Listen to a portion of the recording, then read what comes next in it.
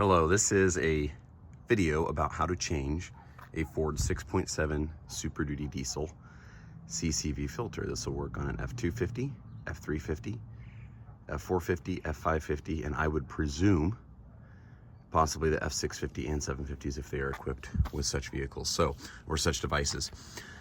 CCV filter is basically a crankcase ventilation filter on these trucks to prevent, I think, blowback or something like that.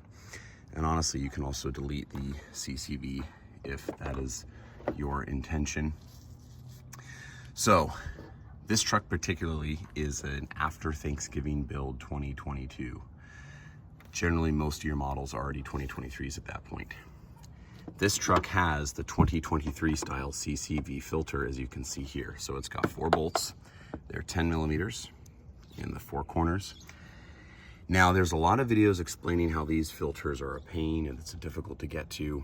I would say quite the opposite, and that's part of the reason for this video. So if you look right here at this connection port right here, there are 3 tiny little, barely, you can see them right in here, little plastic tines that click on. Literally the old one that was mounted right in here, as you can see, it just goes underneath this tube for the intercooler tubing. It goes right there and it mounts right there. I literally just gave it a firm little yank, popped it right off. No screwdrivers involved, no yanking, no messing around, and it just came right off of this little black piece right down there. So you pull that, you've got 4 10 millimeter bolts, and this assembly pulls out, you put in the new one. This is a lot smaller than the previous generation. Some had a huge box.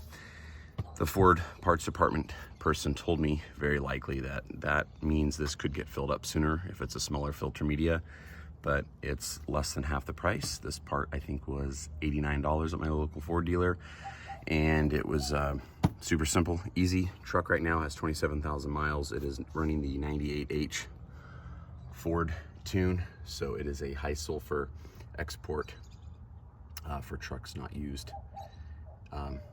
in America or in mining situations that are not required to pass that. And I believe what had happened is, prior to that package getting installed, the piece back there maybe just got kind of plugged up with the DPF and all that EGR system. So hopefully this will get us a little bit longer than 30,000 miles. We shall see. So we're going to start back here at the oil cap for reference. This is that tubing, goes around that way. This is the CCV filter. These 2 top nuts here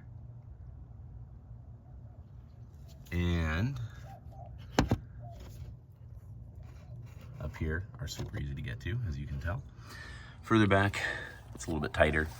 It's against the firewall in there, but it's not terrible. So we have the 1/4 inch socket wrench with a 10 millimeter on there, and we are able to get in there. And you can see now I took the ratchet portion off, and I'm just now hand pulling that up to get that final bolt off. So not terribly difficult, but you know, I was quoted $800 at my local diesel shop for this service, when in $89 in parts, and I would say less than 20-30 minutes all in of labor. It's faster to take it off myself than it is even just to drive it and drop it off at the shop and get picked back up at the end of the day. So point being, it really is a big time saver if you're somewhat handy and doing with an oil change. It's almost inconsequential, the difference of time in the case that we're doing here. So again, this is probably more preference than anything, but a lot of service sites and videos tell people, oh, you have to disconnect the fuel filter and pull out the fuel lines to get access to this. Well, I mean, maybe that's per the Ford owner's manual. Maybe that's why the dealership is charging so much to remove it if they're taking all these hours to remove this stuff. Personally, what I did is I just pulled it out of the thing. Now there's a little bit of oil that dribbled in there, so just beware of that. Some old oil. I just pushed the unit back against the firewall, rotated it, pulling this tube out through here. And my plan is to push it up out through there and not even have to mess with the fuel system. So for me, my theory is be least invasive. You know, a lot of things tell you, oh, get access to everything. Man, by the time you pull everything apart, there's more stuff that you could potentially break. Why not keep it simple? Just pull it out. Now with this style, being that it is so small, you can do this quite easily. There are styles of CCV filters. They're huge, big black boxes. You have to pull everything out just to get access to the box. So that would be the exception. But if you have this style on a newer truck, I would definitely recommend doing it simpler than more complicated. And here is the final install of the new CCV filter. So we put on the 10mm bolts on the two back corners. It was a little tight against the firewall under the aluminum heat shielding, but you can get a finger back in there. If you're using a 1/4" drive socket, it works excellent. If you're using a 3/8" drive, then it makes it a little bit tougher. And if you pull out here and look around, tubing went in, the hose just clipped on right there. I did notice that when I popped the old one off, it left the collar ring on there, so I actually had to just snap the collar ring off inside there, and then I slid the new one right back on. Tested it out, and this thing is working great. Seems to have solved my issue with a little bit of exhaust or oiling in the exhaust, kind of a blow-by type thing. I'm saying the wrong terminology, but anyway.